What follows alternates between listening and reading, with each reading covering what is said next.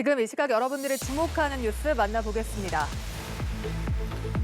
윤석열 대통령이 조선일보와 신년 인터뷰에서 중대 선거구제 도입을 검토해볼 필요가 있다고 밝혔습니다.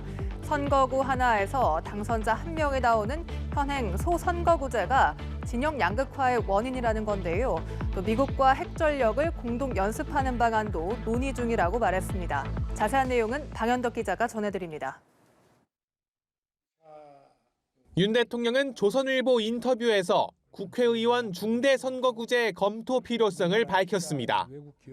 선거구 하나당 당선자 한 명이 나오는 현행 소선거구제가 진영 양극화의 원인이라며 지역에 따라 2명에서 4명까지 선출하는 방안을 고려할 수 있다고 말했습니다.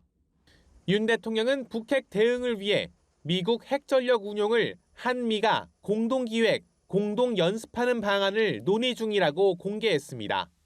기존의 핵 우산, 확장 억제 개념으론 국민을 납득시키기 어렵다며 미국도 이에 긍정적이라고 설명했습니다.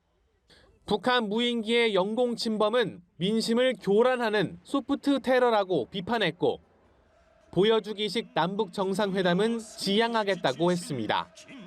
한일 관계 정상화는 강제징용 같은 현안이 풀리면 정상 셔틀 외교 복원 등 물꼬가 트일 거라 내다봤습니다. 윤 대통령은 올해도 경제 위기가 이어질 거라며 부동산 연착륙을 위해 대출과 세금 규제를 풀겠다고 했습니다. 이른바 3대 개혁 중 연금 개혁에 대해선 내년까지 개혁안을 국회에 내놓겠다고 예고했습니다. 윤 대통령은 검찰 수사가 정치 보복이라는 민주당 이재명 대표 등의 주장을 이해할 수 없다고 했고 국민의힘 전당대회를 앞두고 나오는 윤심 논란엔 무슨 윤핵관 윤심이 있겠냐고 반문했습니다.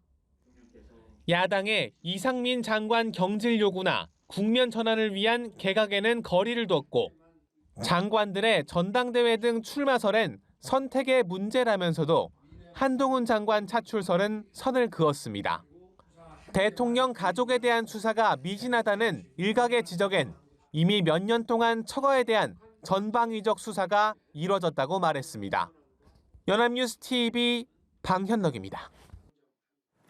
북한군 서열 1위였던 박정천 전 노동당 군 담당 비서가 당 정치국 상무위원을 비롯한 모든 직책에서 완전히 물러난 것으로 확인됐습니다. 최근 북한에 투입한 우리 군 무인기에 제대로 대응하지 못한 데 따른 문책성 인사라는 분석이 나옵니다. 이 소식은 지성님 기자입니다. 북한 매체는 김정은 국무위원장이 새해 첫날 김일성, 김정일 시신이 안치된 금수산 태양궁전을 참배했다고 이튿날 보도했습니다. 참배 행사에 동행한 노동당 중앙위원회 정치국 상무위원은 4명으로 박정천 전 노동당 비서의 모습은 보이지 않았습니다. 정치국 상무위원회 위원들인 김덕훈 동지, 조용원 동지, 최룡해 동지, 리병철 동지를 비롯한 앞서 북한은 지난달 말에 개최한 노동당 중앙위 전원회의에서 당 비서 겸 당중앙군사위원회 부위원장을 맡았던 박정천을 해임하고 그 자리에 리영길 전 국방상을 앉혔습니다. 조선중앙TV가 공개한 전원회의 영상에서는 주석단에 앉은 박정천이 죄 지은 사람처럼 고개를 푹 숙이고 있는 모습이 자주 확인됐습니다. 당 정치국 상무위원회에서도 퇴출당한 것으로 나타나면서 박정천의 해임은 문책성 인사로 확인됐습니다. 이번 경지를 두고 지난달 26일 북한 무인기의 우리 영공 침범에 맞대응해 우리 군도 무인기를 군사분계선 이북으로 투입해 정찰작전을 펼친 것과 연관이 있다는 관측이 나옵니다. 당시 우리 군은 무인 정찰기 2대를 북한 지역에 보냈는데 북한군은 이를 탐지조차 못해 아무런 대응을 하지 못한 것으로 알려졌습니다. 우리 군이 무인기를 침투시켰을 때 제대로 대응하지 못한 북한이 군을 총괄하는 박정천에게 경계작전 실패 책임을 지운 것으로 보입니다. 하지만 박정천은 김 위원장의 후계자 시절부터 개인적 친분이 있어 가신으로 분류되는 만큼 일정 기간 혁명화 교육을 받고 권력 무대로 복귀할 가능성이 커 보입니다. 포병사령관 출신인 박정천은 김 위원장의 전폭적인 신임에 힘입어 북한군 최고 계급인 원수에까지 올랐습니다. 연합뉴스 TV 지성림입니다. 2023년 올해 세계 경제는 어떨까요? 국제통화기금 IMF 총재는 미국과 유럽연합, 중국 등 빅3의 경기 둔화로 올해 세계 경제가 더욱 힘들어질 것으로 전망했습니다. 특히 중국에서 코로나19가 재확산하면서 중국과 세계 경제 성장률을 끌어내릴 것으로 봤습니다. 워싱턴에서 이경희 특파원이 보도합니다. 미국 CBS 방송에 출연한 크리스탈리나 게오르기에바 IMF 총재는 새해 세계 경제가 한층 더 어려워질 것으로 내다봤습니다. 우크라이나 전쟁과 인플레이션 압박이 이어지고 있는 가운데 미국과 유럽연합, 중국까지 이른바 빅3 경기가 동시에 둔화되고 있기 때문입니다.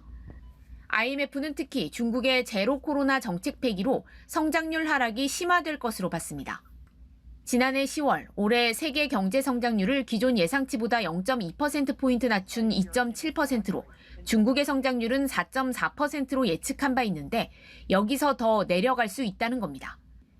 게오르기에바 총재는 코로나19 제한 완화로 앞으로 몇 달간 중국 전역에서 코로나 감염이 산불처럼 번지게 될 것이라며 중국의 성장은 물론 지역과 세계 성장에도 부정적인 영향을 미칠 것이라고 말했습니다. 로이터 통신은 통상적으로 성장률 업데이트를 발표하는 이달 다보스 포럼에서 중국과 세계 경제 성장률을 하향 조정할 것임을 시사한 것이라고 분석했습니다. 게오르기에바 총재는 미국 경제에 대해선 가장 복원력이 있다며 경기 침체를 피할 수 있을 것이라고 전망했습니다. 다만 강한 노동시장은 양날의 검으로 봤습니다. 물가를 낮추려 더 오래 강한 긴축을 해야 할 수도 있기 때문에 좋지만은 않다며 연준의 고금리 기조 장기화 가능성을 언급했습니다. 워싱턴에서 연합뉴스TV 이경입니다. 전국 장애인 차별 철폐 연대가 오늘 새해 첫 출근길에 지하철 탑승 시위를 재개했습니다. 출근길 시위를 중단한 지 약 2주 만에 삼각 지역에서 탑승하는 시위를 재개한 건데요. 그러나 서울교통공사와 경찰이 탑승을 저지해서 장시간 대치가 이어졌습니다. 한채희 기자입니다. 새해 첫 출근길부터 휠체어를 탄 활동가가 5분이 표시된 시계를 들고 나섰습니다. 법원의 조정안에 따라 허락된 5분만 지하철에 타겠다는 뜻입니다. 전장현은 출근길 시위를 중단한 지 약 2주 만에 삼각지역에 탑승하는 시위를 재개했습니다. 전장현은 지난달 국회 본회의를 통과한 예산안에 당초 요구했던 금액의 극소수만 반영됐다고 비판했습니다. 저희가 1년 내내 외쳤던 기본적인 시민의 권리를 요청했음에도 불구하고 0.8%의 시민의 권리를 보장한 것 이외에는 아무것도 아닙니다. 전날 오세훈 서울시장이 지하철 시위의 무관용 원칙을 밝힌 것에 대해서도 유감을 표했습니다. 하지만 경찰과 서울교통공사의 저지에 전장현 활동가들은 지하철에 탑승하지 못했습니다. 전국 장애인 철폐연대는 즉시 시위를 중단하고 역사 밖으로 퇴거해 주시기 바랍니다. 서울교통공사 측은 법원의 조정안과 별개로 지하철 시위는 철도 안전법에 위배된다는 입장입니다. 전장현과 서울시의 입장이 크게 갈리는 가운데 전장현은 1박 2일간 삼각지역에서 선전전을 이어간다는 계획이어서 마찰은 지속될 것으로 보입니다. 연합뉴스TV 한채입니다. 새해 첫 출근길 매서운 추위에 깜짝 놀라셨죠? 중부와 경북에 한파특보가 내려진 가운데 서울의 체감 온도는 영하 10도를 밑돌았는데요. 이번 주 중반까지 강추위가 계속될 거라고 예측되고 있어서 외출할 때 보온에 신경 쓰셔야겠습니다. 김동혁 기자가 전해드립니다. 강력한 한파가 다시 찾아왔습니다. 밤새 북쪽 상공에서 영하 25도 안팎의 한기가 내려오면서 기온을 끌어내렸습니다. 강원도 평창의 아침 최저기온은 영하 19.4도로 전국 최저를 기록했습니다. 강원 철원 영하 15.7도, 경기 파주 영하 14.6도, 충북 제천 영하 14.3도 등 중부 내륙 지방에서 영하 15도 안팎을 보였습니다. 경기 북부와 강원, 충북에는 한파 경보가, 경기 동부와 경북 북부 등에는 주의보가 발령 중입니다. 서울의 기온도 영하 7.4도로 어제보다 5도 이상 기온이 떨어졌는데 찬바람에 실제 체감 온도는 한때 영하 11.8도로 더 낮아 매우 추웠습니다. 올겨울 한랭 질환자는 모두 175명, 이 가운데 추정 사망자는 8명입니다. 신고된 한랭 질환자의 43%가 65세 이상 고령자로 주로 저체온증 진단을 받았습니다. 노약자나 어린이는 한파특보가 내려지면 가급적 외출을 줄이고 부득이 바깥 활동을 할 경우 보온에 더 신경을 써야 합니다.